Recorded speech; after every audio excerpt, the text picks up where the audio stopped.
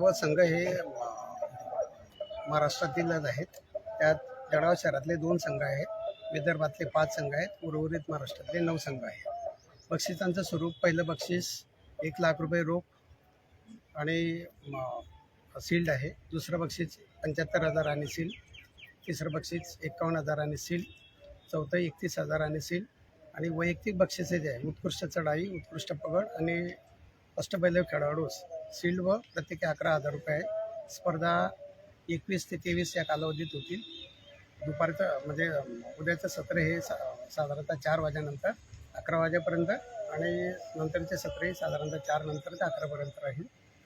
Opening उद्या आणि बक्षीस वितरण हे 23 तारखेला साधारणतः 8 ते 9च्या दरम्यान. पंच ज्यांनी राज्य स्पर्धा पार पाडलेल्या आहेत, म्हणजे पंचपरीक्षा पास केल्या आहेत आणि ज्यांनी पंच म्हणून ज्यांना साधारणतः 10 ते 12 वर्षाचा अनुभव आहे असे पंच आहेत. महाराष्ट्र राज्य कबड्डी असोसिएशनने निरीक्षक म्हणून जळगाव जिल्हा कबड्डी असोसिएशनचे कार्यवाह तसेच राज्याचे सदस्य यांना निरीक्षक म्हणून नितीन बर्डे यांना पाठवलेलं आहे. पंचप्रमुख म्हणून सुनील राणे कांपणार.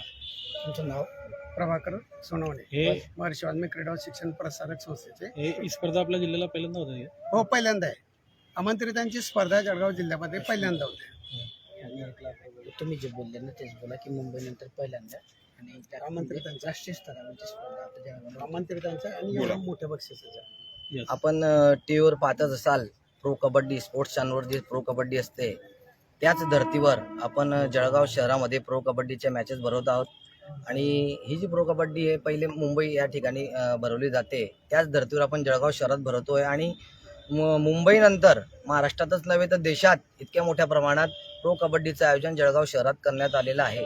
आणि आजकाल आपल्याला माहितीच आहे की तरुण हे खेळापासून असेल व्यायामापासून दूर जात आहेत, व्यसनाधीन होत आहेत.